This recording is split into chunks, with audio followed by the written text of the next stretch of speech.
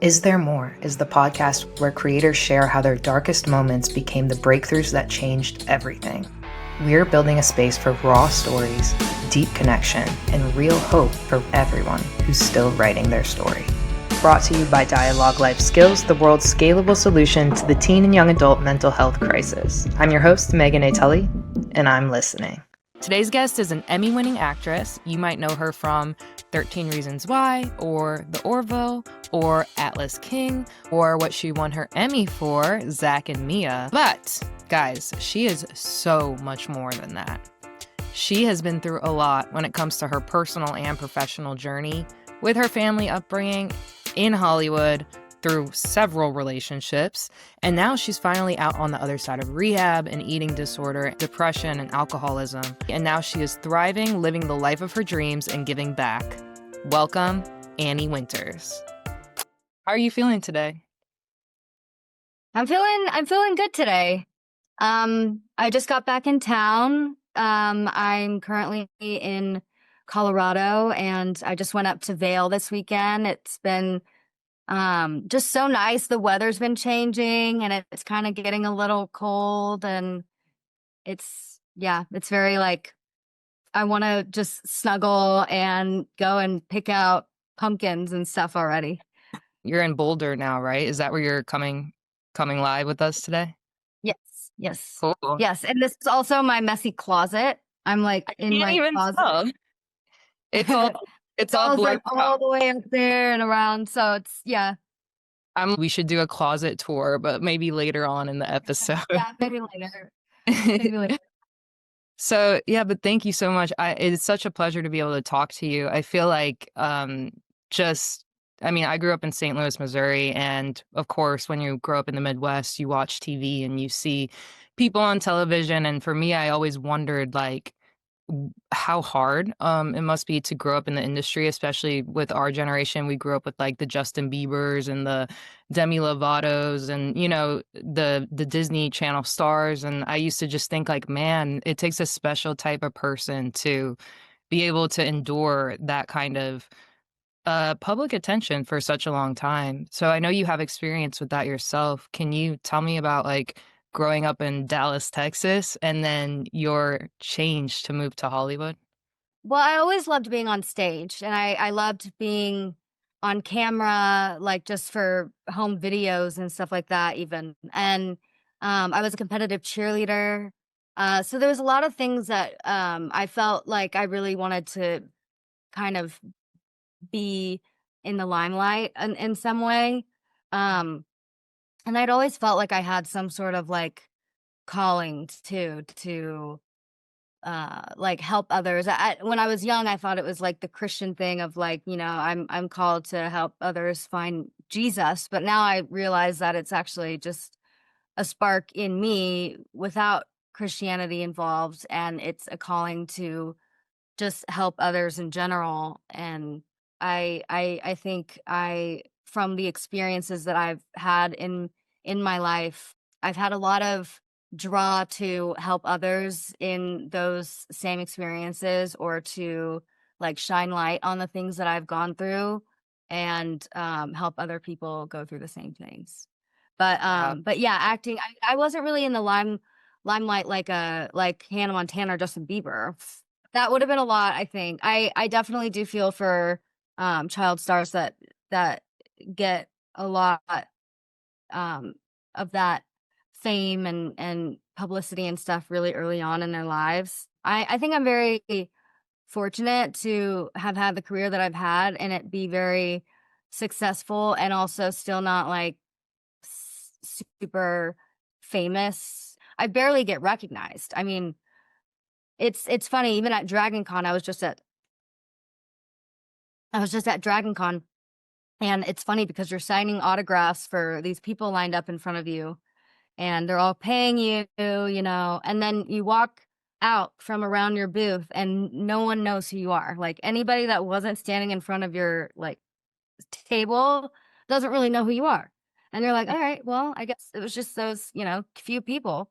But it's just kind of weird that way. It's like no one no one really like cares or, knows who you are until it's like they know that you're going to be there for a certain thing and then they're like, oh, there she is. So anyway, my day-to-day life is very chill, but I will say it is now compared to what it was when I first started acting. When I moved to LA, I was definitely um not chill, and it was very tough navigating how to be a working actress and how to have friends and how to maintain your sanity and also like maintain any sort of life outside of work is Mm. pretty impossible, I feel. I think I definitely lived a lot and learned a lot, and now I've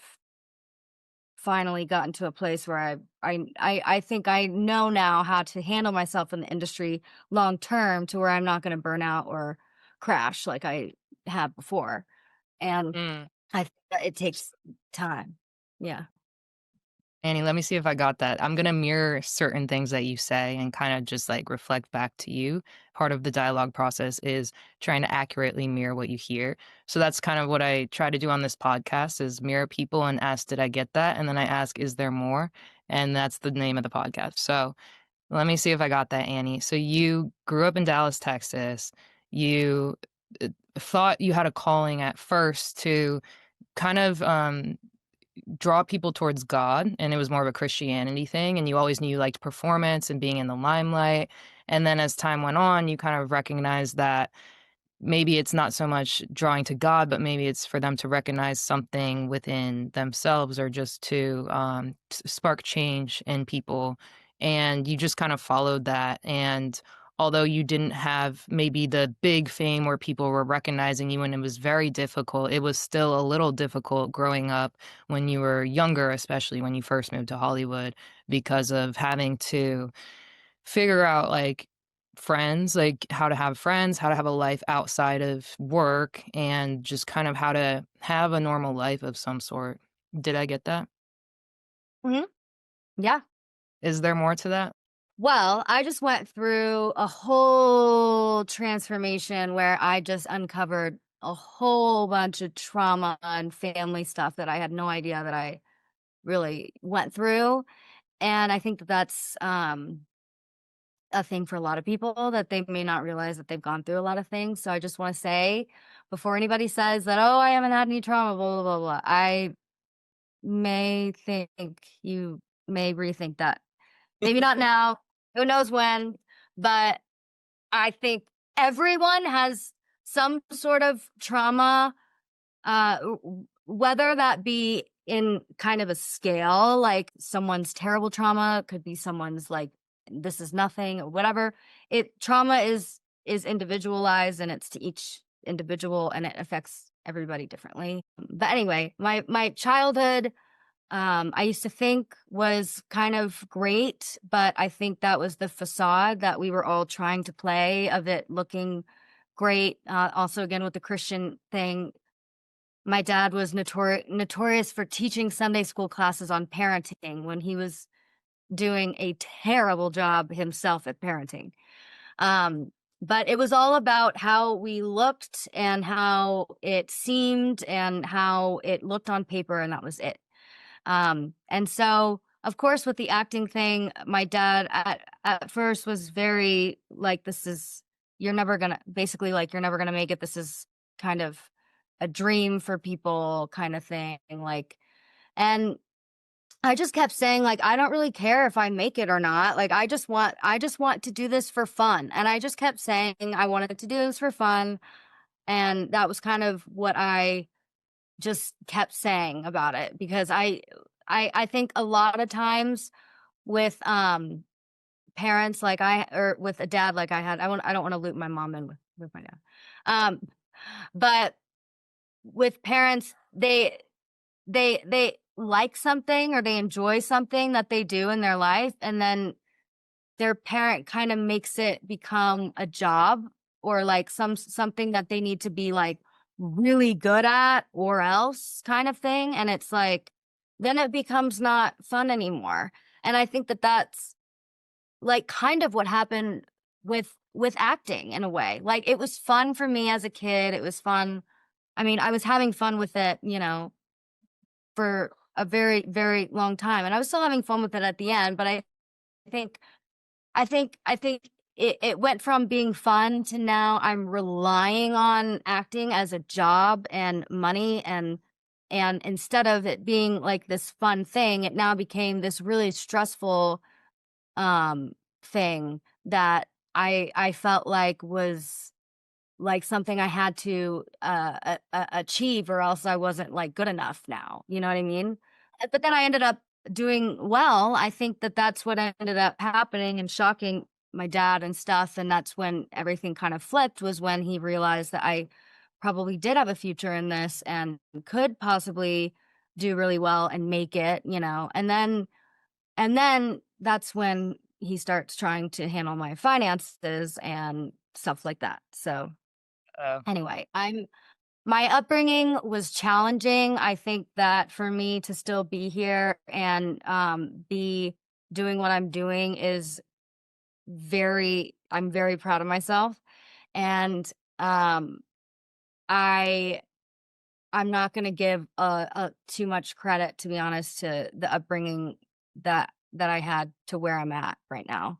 I would say it was something that I had to overcome. I would say it was a big reason why I took a break and had to kind of figure out things, because I was wondering why this thing that I love was becoming this thing, and why I was feeling so weird in my life and felt like I didn't really have a life, because acting was the only thing I was focused on, and my priority was on the wrong things and on money, and just that's basically it. Like that was in my mind the only measure of success.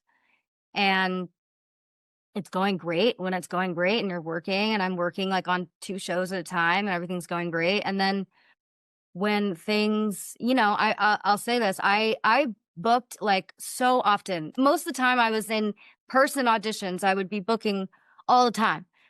I never booked on tape. Like even back then, I never booked on tape. And I was always like, I wonder why, but who cares? I'm always going to be better in person. And now I'm like, everything is on tape and I am suffering. So like ever since COVID, it's been really hard for me to work. And I've been, obviously I've gone through a whole thing. I finally now just got a great self-tape set up, and it looks amazing, and I've put in a lot of money into it, and it finally, like, I feel good about everything that I'm sending out there.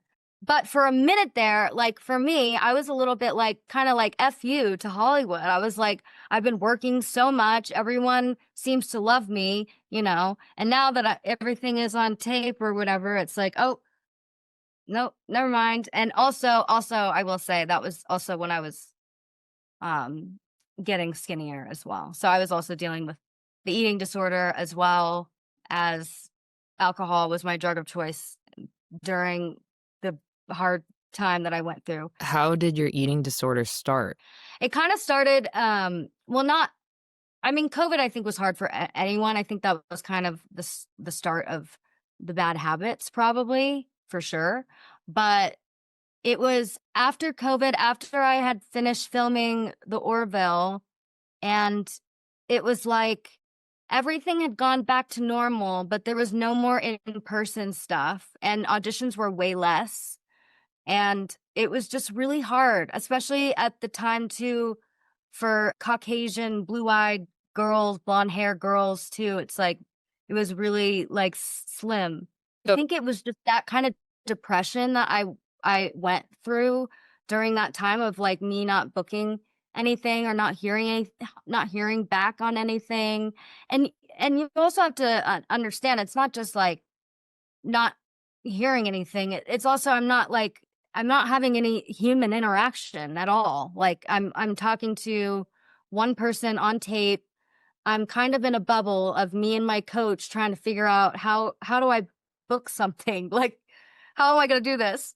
And trying different things, and it's like you just try and try and try, and it's you just get so like, what I like, what am I doing wrong? Like, am I ever going to work again? You know what I mean?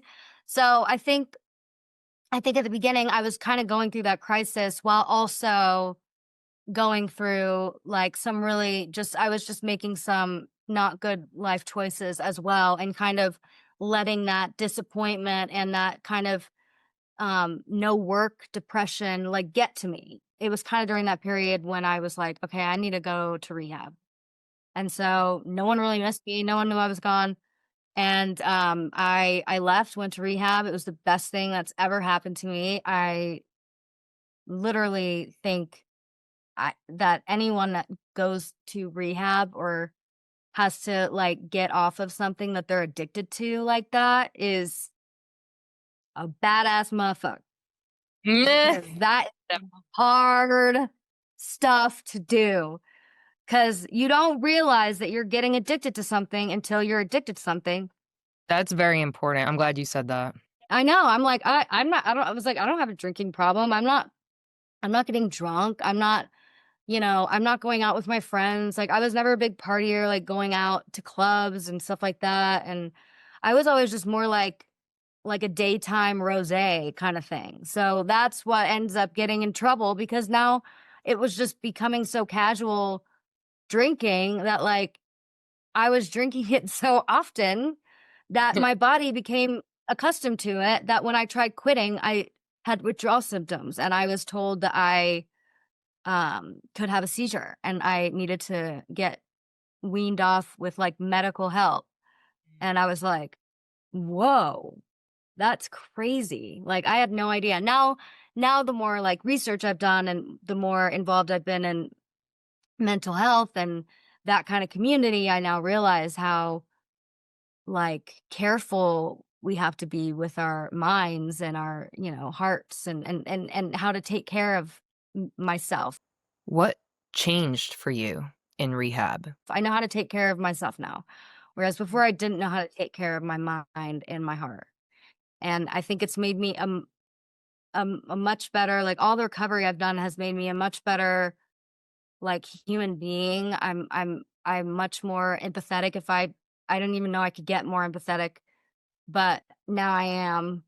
And I feel like I just I can really um uh, understand people more now, whereas before I felt like I couldn't really understand people. I felt like I grew up where everyone would tell me like, "Oh, you're so privileged. You've never had any hardship and you've never gone through anything, tragic in your life, so you don't understand," or blah blah blah blah blah. I'm like, that is so untrue. I grew up thinking I was like, so okay and blah blah blah. And I go to this rehab and I'm talking to all these other people from so many different walks of life, so many different ages. My roommate was 70, and like it was I had a blast. I loved everybody. I loved hearing. I think that that's what made me realize what my calling was, because I felt really needed at rehab, because I felt like I helped people stay when they wanted to leave, and I feel like I helped people have more fun there. Like I still was very positive, and I'm a very just like bubbly person. I was super talkative in all the groups, and asking a bunch of questions, and getting to know people and asking them like about their lives and their stories, and just hearing all these people's lives and stories, and really like stories to addiction was really interesting, because it's so crazy how you really, especially fentanyl too. A lot, I would say anybody that was addicted to fentanyl didn't know that they were even taking fentanyl until they realized that they were addicted to fentanyl.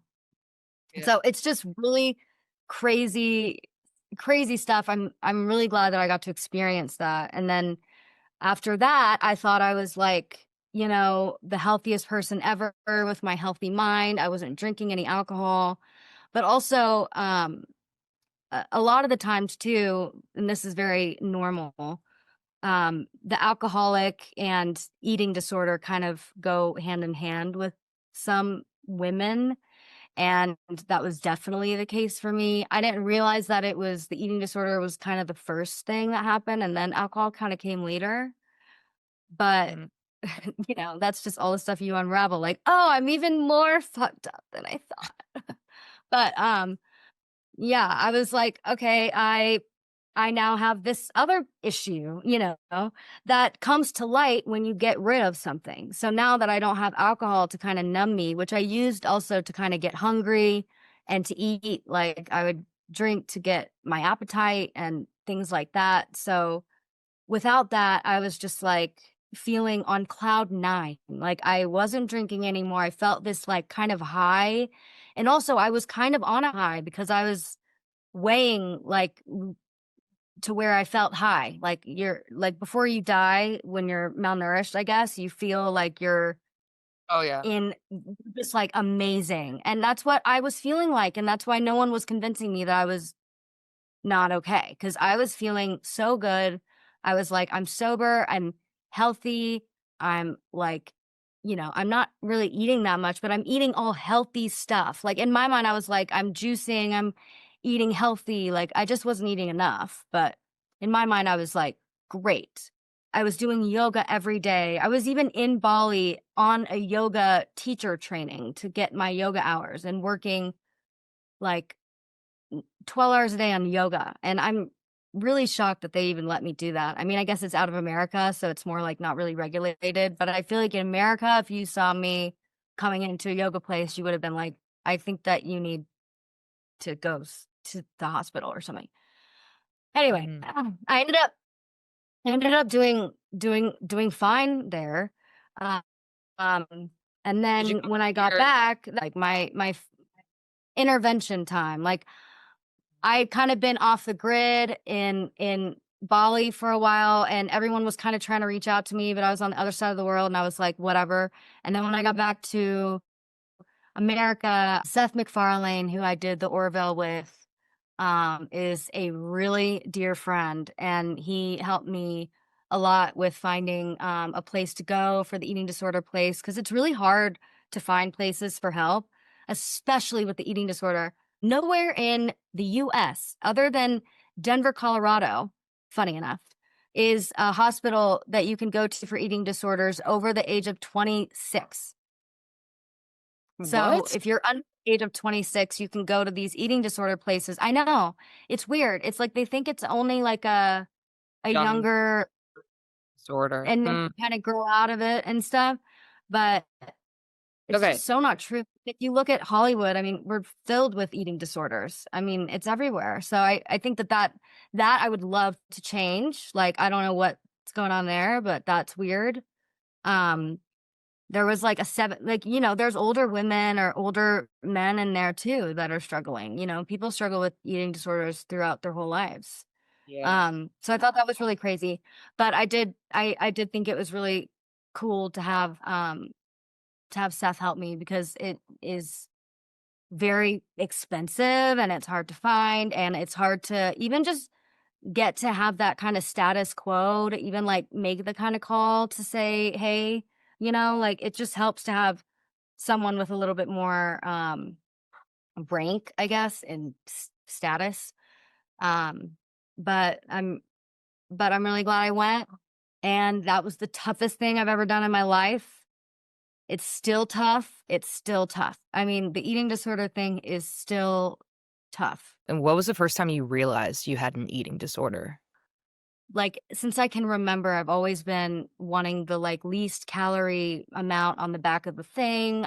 There was a lot of obesity, I feel like, when I was in, like, elementary school and stuff like that. It was when they were trying to get the lunches healthier, and we were kinda starting to, study nutrition in school and what that meant, and back then, it was more like you just didn't want people to be obese, so they had us, like, track our calories. I'll never forget because this is kind of what led to it, I feel like. They had us track our calories in a day to kinda see how much we actually ate, and I think for me, that, like, was so crazy because I was, like, looking at this large number, like, how can that be the amount of calories that I'm eating today, you know what I mean? So, after that, I started shopping for, like, low-calorie things, and then it was just a snowball from there. Is there anything you learned about the healthcare system while you were going through that process? I took that opportunity to, ask the doctor, like, about a gazillion questions because I was like, I'm never going to have the opportunity to do this again. And you just realize that like everyone has a different answer for everything. The nutritionist has a different way of saying what's healthy than this nutritionist, and this doctor has a different way of saying than this doctor. And, it's like, okay, at a certain point, it's like you kind of just got to take in with a grain of salt, and then really at the end of the day, figure it out yourself and what works for you, because I genuinely don't think anyone else can do that other than you. And so it's kind of just, for me, learning about like what my body really needs, and realizing that that's more than what I tend to think it is. And now I really like, I still have the same desire. It's sad, and I hope that it goes away. But it feels like, my perfect body that I had in my life was that body that I had when I was going to the hospital.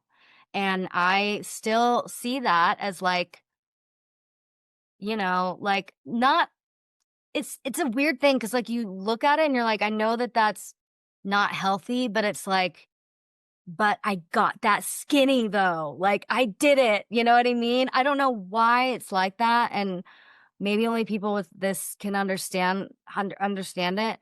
But for me, I think the biggest thing that I've realized is this is going to be something that I may like struggle with, but I know how to take care of myself now. I know what to do to not get there. And I have all these things in place now so that I don't get there. I have my therapists, I have my nutritionist that I talk to, who keeps track of my weight. I have a scale that doesn't show me my weight. It sends it to my nutritionist, and she sees it only. And that's kind of it. And then food, I still eat like my safe foods, but again, I'm just making sure I'm staying in my weight range. And like, if that's all going fine, then I'm just gonna kind of not worry about it. And yeah, that's where I'm Wow. at. Wow. I'm so proud of you. I'm proud of you for recognizing like you're still struggling with it. You're still gonna struggle, and you still kind of put that version of yourself on a pedestal sometimes.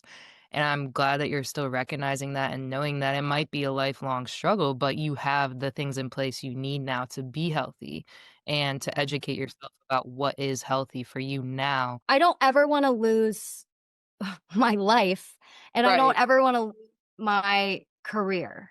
And I think that those are the two things that really put it into perspective for me, because I want my career, and I want to live.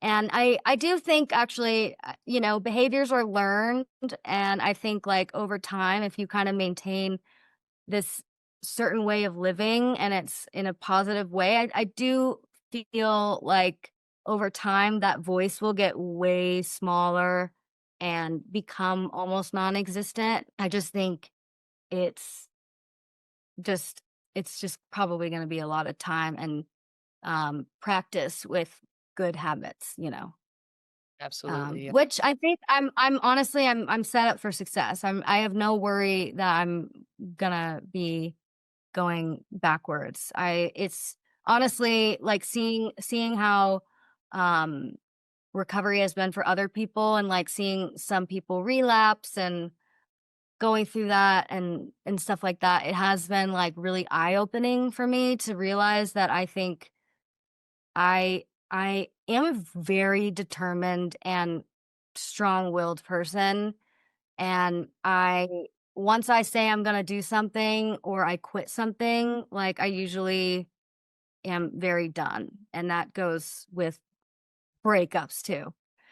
Yeah. So I definitely have that in me. So I'm very happy about that, which is also the addict part. So that's what it's, if all us addicts could apply the addict to the non-addict, it would be great. But Yeah. yeah, I'm I think really fortunate. I haven't struggled with alcohol, like especially I haven't struggled with at all. I haven't missed it at all. I mean, by the time I went to rehab, I was so sick of it. I was so mad that I had to drink to not have a seizure now, that like I was like, this is now not fun, and I am mad that I have to take this like medicine. And also with the studies and stuff, I mean, alcohol is just becoming more and more just like actual poison, and generations are kind of tossing it. So it's like, why even bother? You know, Yeah. it's the one, it's also, I think, like the one thing that just makes you really disconnect from people. It's like the one drug that's sold as connection that's really a disconnect with people. And it's like, you see all these, you know, people connecting over alcohol, and it's like all these people are just kind of like numbing themselves out.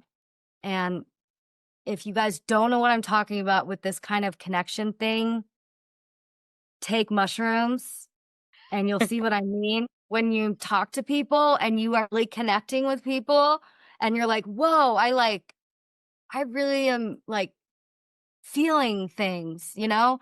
I think you'll be like, oh, whoa, it's so different than Yeah. I used to, at the end of my alcoholic journey, I used to see that very clearly and be like, "Oh, the only thing we have in common is alcohol." Like, that's the only thing yeah. we have is drinking. And that's when I realized, like, basically what you're saying, yeah, that it's designed to just have you connect over the drink, and that's it. Tell me this, you talked a lot about getting better and all the people who helped you get better in your life, like nutritionists, doctors, all that. But tell me, like, Mhm.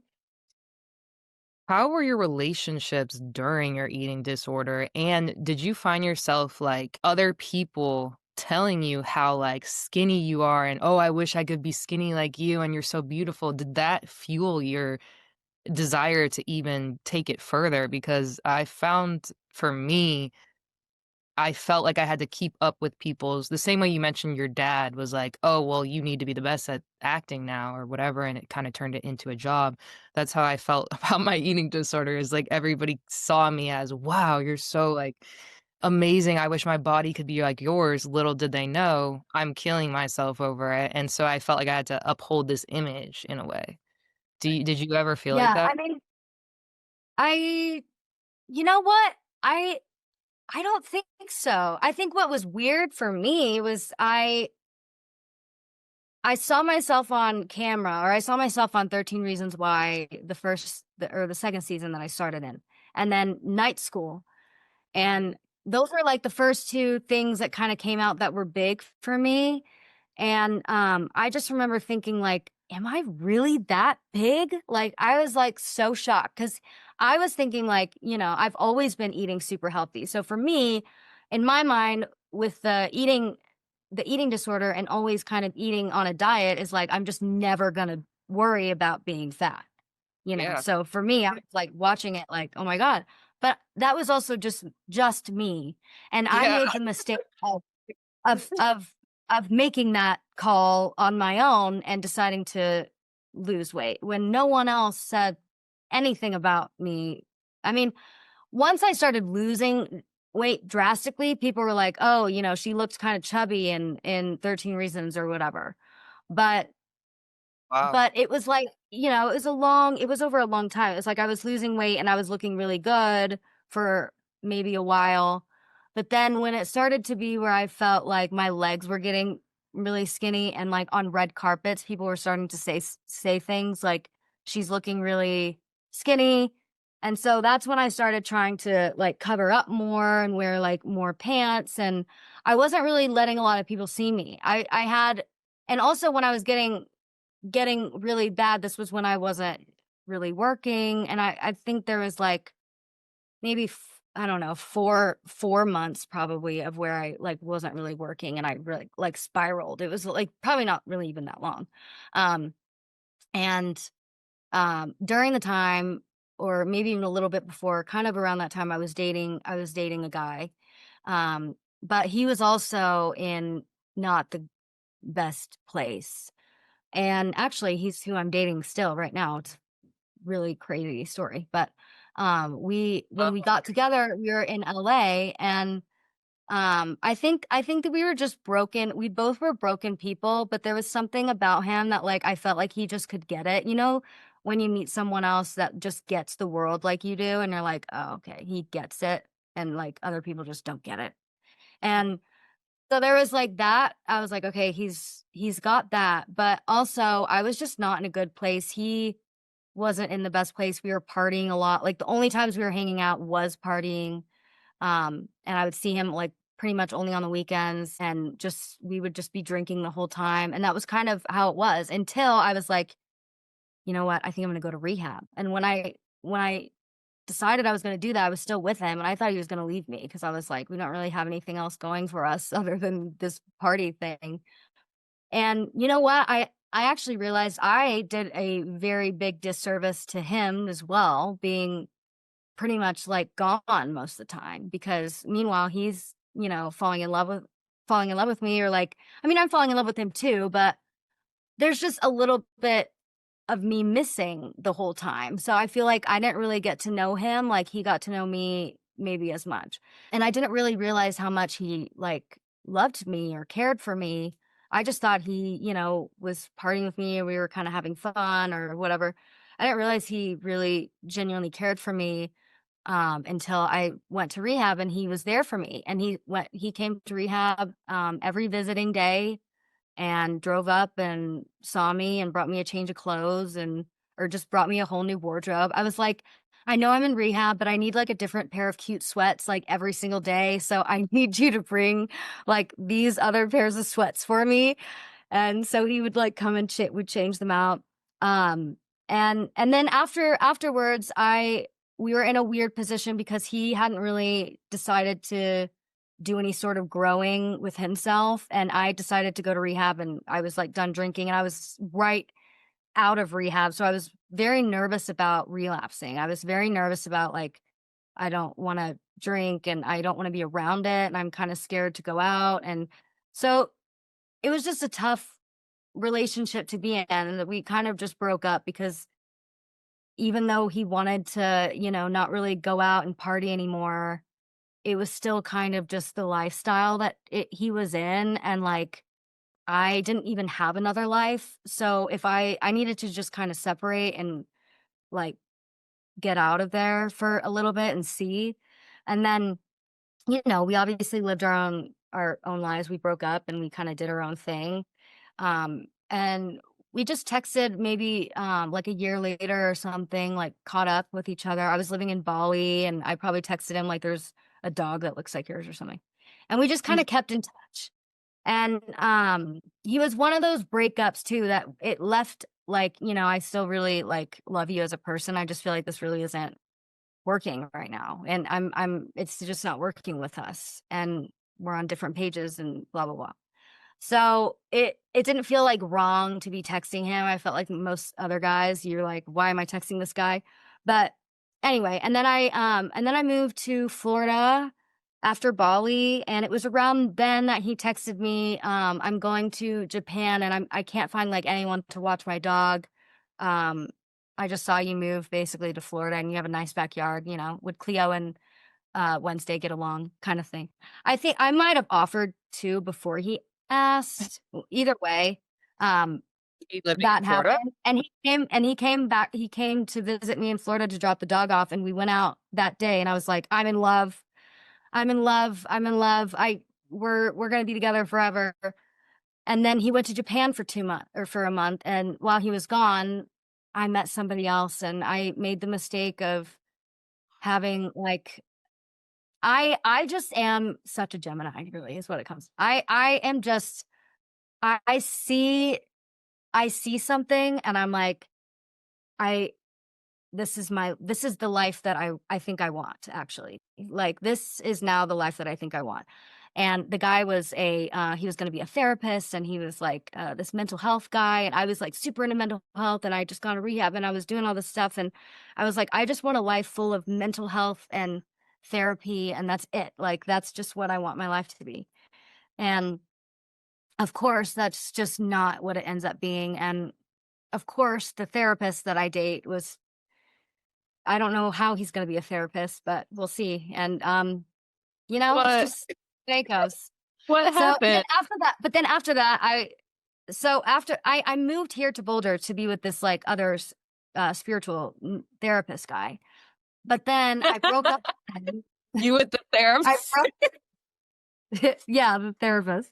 I But love then it. I broke up with him because I was realizing that, again, this happens pretty much to me in most of my relationships, is I end up kind of becoming the man of the relationship, whether that be financially or emotionally or really anything. Somehow I become that. And then I'm like, why am I not attracted to the person? And it's like, because I'm not finding like someone that's kind of like matching me. I'm finding someone that kind of is like just not ready to like be in a relationship, or like just ready in life, or hasn't had as much life experiences as I've had. And I'm really like, an older woman when it comes down to it, in like a young body, because of, I feel like, the life that I've lived. And so anyway, I broke up with him, didn't think anything of it. And like a couple days later, my boyfriend now texts me and was like, "Hey, I'm actually in Boulder." And I was like, "What are you doing in Boulder?" And he's like, "I've actually been living in Denver for the past like 4 months, and I love it here. And I actually just I saw that, you and your boyfriend broke up, because there was a funny video that my friend had posted where I like shocked her, and he follows her, whatever. So he saw that and he texted me, and I was like, "Oh my gosh." And I thought I had ruined that, because I literally told him I fell in love with someone else, and like I'm choosing someone else, and I'm going to see how this goes. And I'm literally letting this go. And I knew it was going to probably be a forever thing, but there was something in me that like knew it still, like, I wasn't ready. And there was so much that I learned in the last relationship that I had with the spiritual community and that whole thing, that I think I needed to learn in order for me to be where I am. And like, me and my boyfriend getting back together here in Colorado, where we both were on our own and living life, like liking it. Like he had his own friends in Denver. He had his own life. That was great. When I was in Florida, he visited me in Florida, and we were going to try living there. But I didn't really know if I wanted to be there. I was dealing with this guy that I was maybe going to work with that was really flaky. And I was like, this isn't really, I don't know if I'm going to like it here. So it just didn't feel like I was settled. But then when he reached back out, I was in Boulder, and I had made the decision, like, I love Colorado. Like, I want to be here for a while. And he had been liking Denver. So it was like, whoa. And we hung out again, and I was so shocked that he even he even let me hang out with him. So he came over, and I'll just never forget, like, just seeing him and his dog come in, and it's just like that feeling of home, and oh, I am so glad you're here, because like I really did need you. And I probably shouldn't have, done what I did, but that's life. And I'm so grateful that I have a partner right now that's like really understanding of making mistakes, and really understanding of life situations, and has no resentment towards me or anything. And we've been able to completely kind of start over. And it's like we've been dating all over again, because we haven't really gotten to have this time together sober, and him also in a good place. He's done a lot of work on himself, and part of when he went to Japan was to like work on himself and figure out what he wanted to do in his life. And so it's kind of like we met back up now, and we're getting to date, and it's been really nice. And even, I think of all the trauma that I've had with my dad, and I tell this to him all the time. Not my dad, but to my boyfriend. That it's not in a weird way, but like, for the trauma, people will understand. But I feel like I'm being reparented right now, like in a loving way, from a man in my life that I don't that I've never had. I've never had a male in my life make me feel so at ease being like a woman, and being at ease feeling feeling me, feeling however I feel, and I've never been kind of like encouraged in this way, or and I just think it's so cool. Like even my self-tape studio, he just really put a lot of like effort in finding all the right lighting and all this stuff. He's really good at tech stuff and I am not. And so he got the whole thing like all set up for me. And growing up, my dad would do these things for me. He would always want to help me or do projects for me, but it would always end in some sort of argument. It would always end in me crying and us not and just some sort of blow up. And it has just been so refreshing to have someone I think genuinely wants the best for me. And I think that's the difference, is when someone's acting like they want the best for you, but they're actually in it for themselves, and you're wondering why we're not connecting or something. That was why, I think, with my dad. I'm realizing that like it's because he wasn't really wanting like the best interest for me. He was wanting it for him. So it's a different kind of argument. It's a different conversation. Now dealing with someone that really wants the best interest for me, like I trust that it's all going to be handled well. There's not going to be tears or arguments, and it's just going to be everything is accepted because we're accepting of each other. It's just it's so great. So Wow. You guys have been through a whirlwind of ups and downs and separations and coming back togethers and all kinds of stuff. Would he be willing to come say hi? no, he likes I am maintaining his privacy. I haven't even said his name on here. Okay, Bec- he's very not he gotcha. in the limelight. He's a coder. He's like so smart. He's behind the scenes. He doesn't like being on the camera or whatever. And I'm totally fine with that. That's him. Like we've talked about like premieres, things like that. He's going to support me and being my own shining light on my own. Like he doesn't need to be coming. I mean, he'll come with me to like premieres and stuff that are fun, but he's not going to be like some like the past guys that I've dated, probably. Like the past guy that I dated that was definitely in the limelight. He was all over. I was posing with him in all the photos and everything, and he was like just my boyfriend at the time. But I'm not going to probably do that anymore. That is so sweet. Wow. So let me see if I can summarize that whole journey because that was beautiful. So you guys met, you and your boyfriend now, who was also your boyfriend, how many years ago? Like 2023, I think. It feels like the journey has been very long. Yeah. But you moving to It's Florida been and then crazy.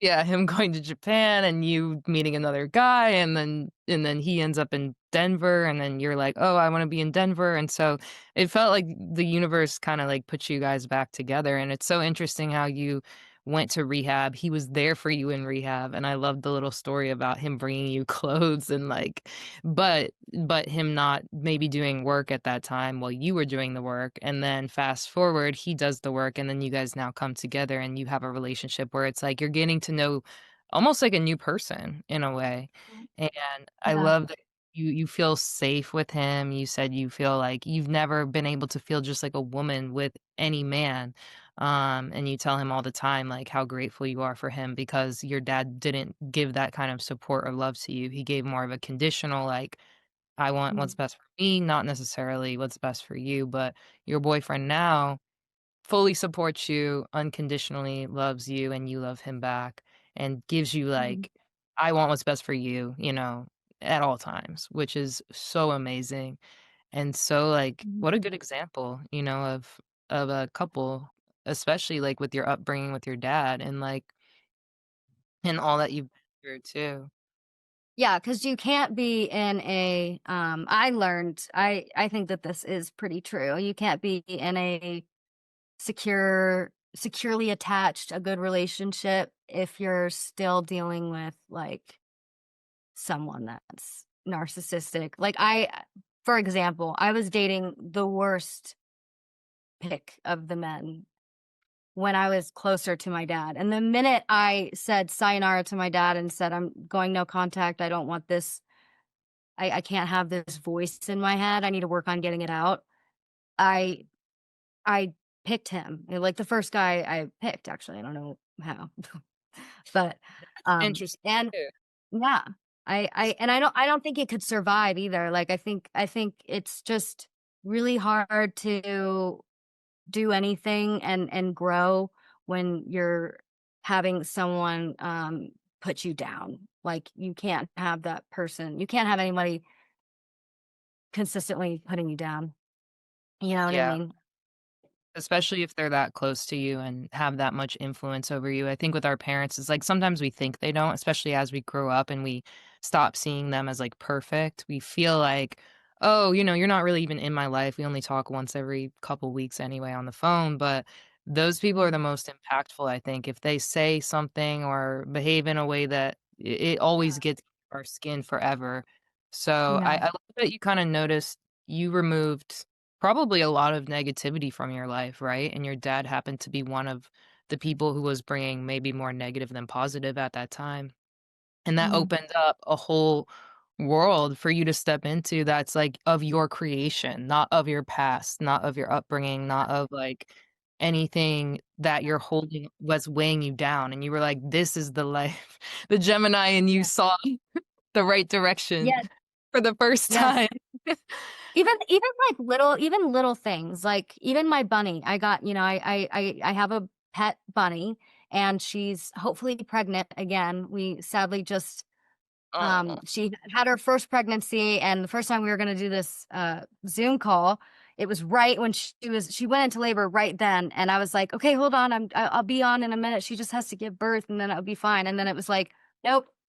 It was traumatic. She lost all 3 babies and it was sad. But anyway, now she's hopefully pregnant again. But even just having a bunny, I have been loving it. And there's just been so many things that I've been doing since going no contact that like I've realized were things that he just would have like been like, ugh, what are you doing? Like gross. Like even it would just be like, why are you getting a bunny? That's stupid. They're gross. It's a rodent. They're gonna poop everywhere. Like it's, just always finding like the negative in everything. And I think that that's been something that, and I was thinking about this the other day, like for those of you guys out there that were like me, like those that are struggling with their parents or things like that. Like there's so many people that are struggling.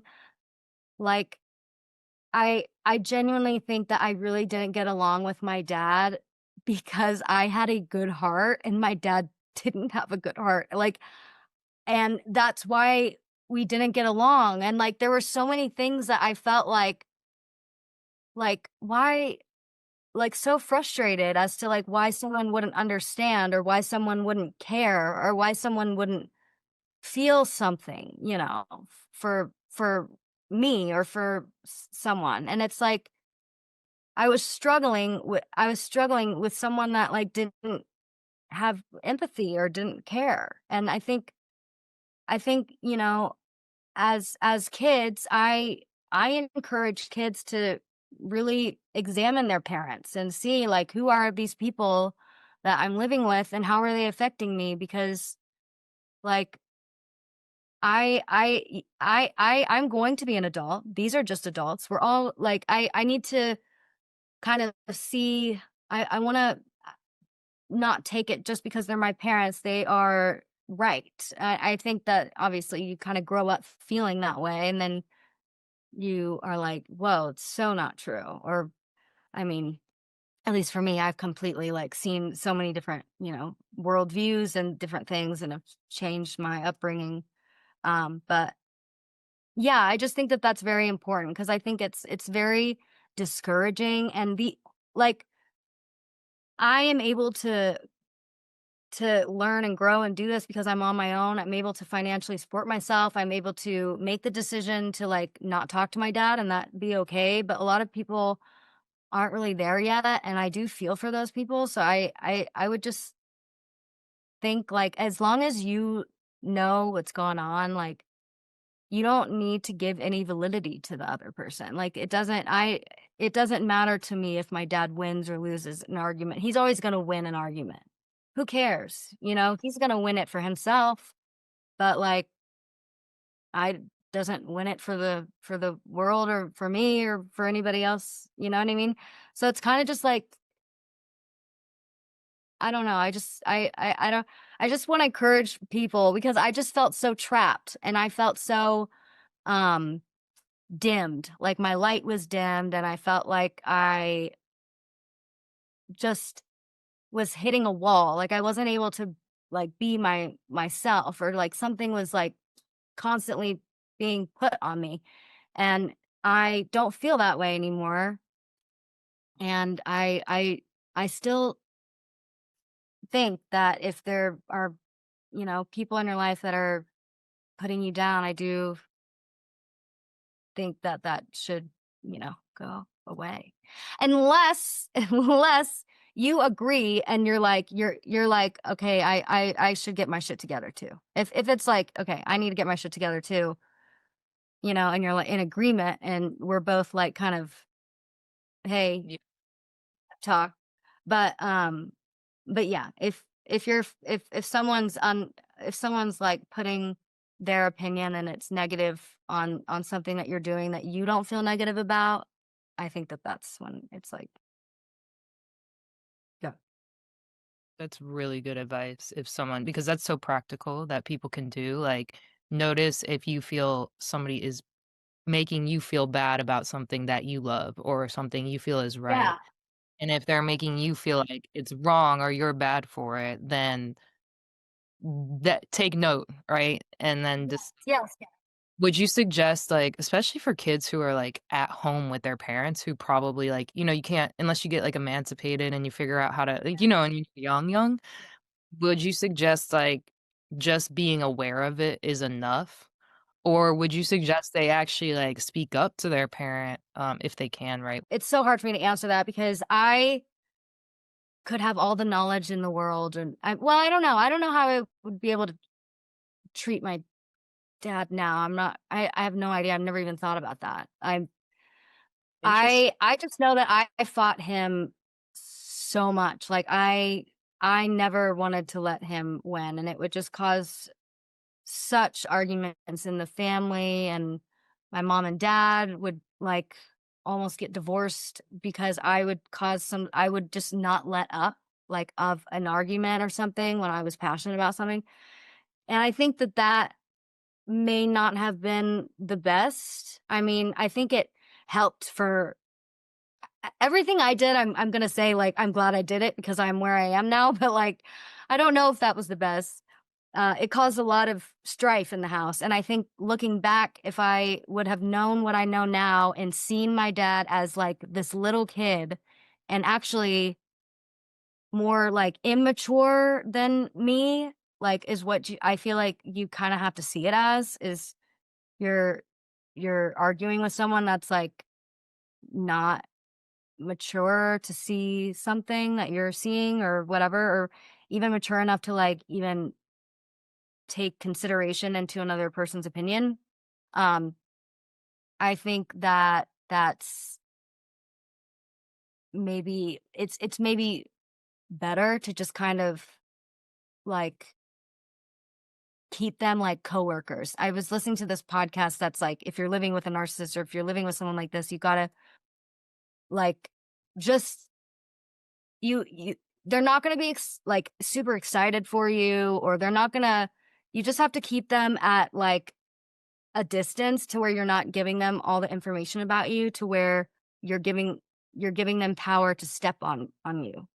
So you're giving them only enough information to where they can like be happy, but they can't really hurt you. You know what I mean? Yeah. Wow. Interesting. Did you know there's that we draw people into our lives who are like a trigger match for us based on what we experienced with our parents in our past? Like, before you're healed or after you're healed? Because I feel like that's a before you're healed thing. Yeah. So before you're healed, like we attract people to trigger our childhood wounds to bring up to heat, right? So it sounds like you were doing a lot of that in your past relationships. How Mhm. were you is this the relationship? Because also I've learned that you have to, like, love somebody enough to be able to wanna fight for that connection, right? To stay together. So is this relationship you're in right now, would you say the relationship where you were like, "Okay, we're gonna solve our childhood wounds and fight through whatever conflict we do have to get to the other side?" I kind of went through that with the ex that I dated, with this spiritual guy of like, we're gonna be in this and like kind of heal each other, whatever. Actually, he was more like that. I didn't even really know what that meant really until he was kind of talking about it. And um, I think for me, I just saw him needing some like more healing in areas, I think, that he may not have realized. Agreed. And I think for me, I was like, I don't know, it didn't feel natural to me. I don't really want to talk about that kind. I want to be able to kind of bring things up as they come, and I'm a very like go with the flow person. I don't I you know, I even in our relationship, we're not really big on like the marriage kids thing, if that were to if we're to go that long and things like that. So I'm very I we're very non-traditional in that kind of sense.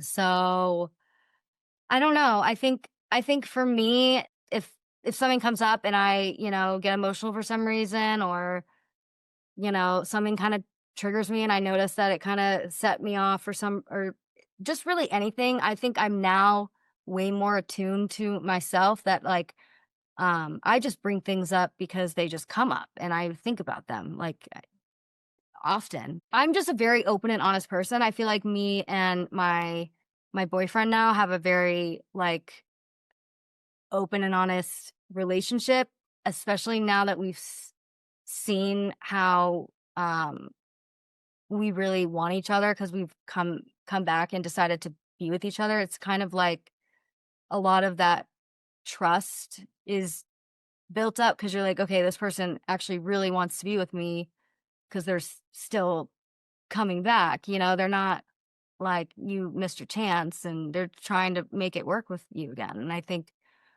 that opens up such um a Yeah. a leeway of like being able to just bring up anything in a relationship. I just feel like I can bring up anything and it be listened and heard and discussed or whatever. And um yeah, I think yeah. So I don't know. I'm not spiritual in like that in relationships where I'm trying to like dig out things and stuff. So what a great example you are for young people, because I think one of, like, the challenges of, I guess, the younger generation is being able to be vulnerable with each other and open up with each other, or like feeling like just feeling like there's a need for that too. Other than Yeah. like texting or sending photos on your phone, right? And yeah, if I like I love how comfortable you are just talking about yourself. If I had that same comfortability as a kid with maybe my parents, but even friends, I feel like I would have been so much more at peace essentially.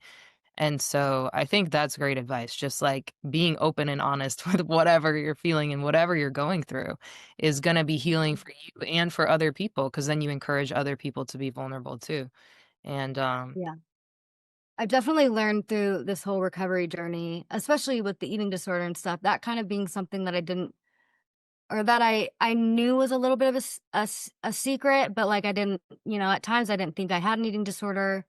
And it's like it's all been such a jumble in here like for so long. And then the minute that I went to the hospital and like told everyone and I've been like sharing my journey, it's been the most freeing thing. And I think being transparent is like the most freeing thing any human can have because like genuinely I think the key to life, I've joked about this to my mom and stuff. I want to make this like the thing I talk about.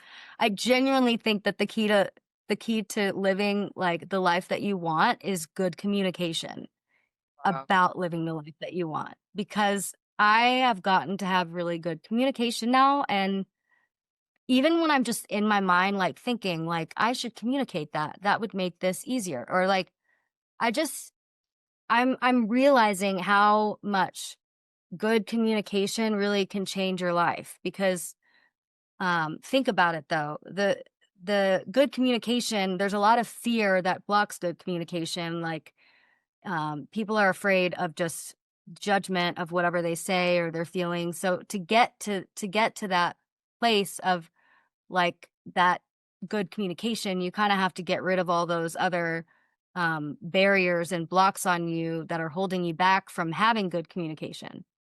And then when you're able to have it, then you're able to, um, just thrive, because you can communicate anything that you want. And you know what? Well, now that I can communicate what I want, and I'm more in tune with knowing what I want, is the greatest gift of all time, because I'm no longer confused or wondering what like he's thinking, or wondering what, I am no longer wondering what anyone else is thinking. I am just saying what I'm thinking, and expecting for anybody else to be saying what they're thinking. And I Nice. make that a point too. Like if you're not saying what you want to be saying, or you're not speaking your truth, like I am not going to know, and I'm not going to ask, because you're supposed to tell me what is on your mind or what you want to talk to me about. Yeah. And that That's a saved me from being anxious about, I feel like that was in so many relationships. I was always like, what is he thinking? What is he thinking about me? What is he thinking about me? You know what I mean? And it's like, I don't think that anymore, because I now trust that I'm not going to be blindsided by some, thing that someone was thinking, because I'm hoping that I have people that are in my life that are good communicators that will just communicate. And that really is like such a big part of growing up too, is really just having good communication and realizing that there's um a lot of communication that's going to be hard to have, but you're going to have to communicate anyways. That is Yeah. so good. Saying what's on your mind, because it takes you out of your own head thinking about what other people are thinking, because you're thinking something and not saying it. So if you just say what you're thinking and your truth and what you want to be heard, then hopefully other people will say it too, or you'll attract the kind of people who will say it, because I love how you said like talk about communicate the life you want to live. So like Mhm. communicating like what you actually want is really, Yeah. really important. That's great. Yeah. Yeah. And also, I wanted to stress that any behavior or any habit and any way of life can completely change. Like, I was living a certain way for so long and thinking that that was going to just be my life, and not even knowing what else was out there. And just know that there is so many different lifestyles out there, and you will find a weirdo in each group. And there's like, if you're not finding your tribe right now, they're out there. There's so many different like communities out there that exist. And it's I just don't want people to ever feel stuck, because you can always there's always that next move, that next thing that you do, that next decision, that next action. And it can always like change your life. Like going to one AA meeting, who knows, could change your life. So Yeah. I love that. There's always more. Well, mhm. okay, so your more in life has become you're very passionate obviously about advocating for mental health and for just anything that's healthy, whether it be eating healthy onsets. I know you recently like reached out to SAG-AFTRA to try to get a therapist on set, which is so cool. And then recently we also had a meeting with 𝗧𝗵𝗵𝗿𝗲, the founder of Hollywood in Mind, and also Jackson J. Huffman, who's her partner in Hollywood in Mind. And how was that? How was meeting those 2, and what do you think about that organization? I am so glad that I was introduced to them by you because, like you said, I called SAG. I've been trying to talk more about mental health in the entertainment industry. I think it's needed, and um, I am just glad that you reached out to me and you told me a little bit about this. And when I met Jackson and Kathy, I was just so happy that other people are out there trying to do what I've been trying to do too, and that you've been doing it for a little bit longer and that it's a little bit more like set up for success. And I can't do this alone. And I'm glad that there's something out there that's that's doing what I've been wanting to do, and that has the power to kind of be making change.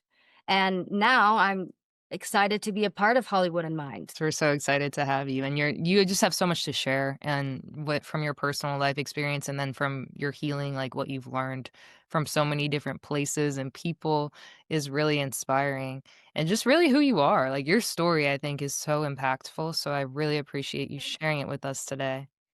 Um, Before we close out, though, you did a survey on your Instagram story asking Hmm. people who wanted to learn how to have better relationships and improved mental health. Do you remember what the results were to that? I, I think it was like 86% yes or something, or like hell yes. Yeah. Or I think I put on there like always we are always in the growth mindset or something like that. Something like that, Yeah. yeah. Then I think you put Yeah. like a answer that was also like, "Sure," and then a bunch of people did that too. And then Yeah. only I know for a fact only 7% said no. So that pretty much means 93% said yes. So Good. that's a lot of people. That's a lot of Yeah. people that wanna learn stuff with you. And I know you're always, like, sharing resources, right? And you're always sharing what you learn. And so we're excited to have some of your audience along on a journey where we can provide more resources for you and your followers as well. So we're Awesome. really excited to share everything that we have and we know with Nami as well. I know you met them at Dragon Con. Mhm. Or I don't know if you met them, but you heard about them at No, least. yeah. I didn't meet them, but yeah, Oh, yeah. yeah. Okay, but we will at some point. Did you have your meeting with Robert Downey Jr. yet? No, Not yet? not yet. Okay. Soon. It'll be Stay happening tuned. soon. Um, Stay but yeah. tuned. Cool. Awesome. Well, this was awesome, and I cannot wait to see what's in store with this whole venture. Whew, that was crazy. Annie has got a lot to give. A lot to give. I learned so much from her. I really appreciated the way she broke down the industry and what's wrong with the industry, but also told her personal journey and gave advice on, what we can do to have more happy, joyful lives. Essentially, that's what she did. That was Annie Winters. My name is Megan A. Tully, and this has been Is There More? Thanks for listening.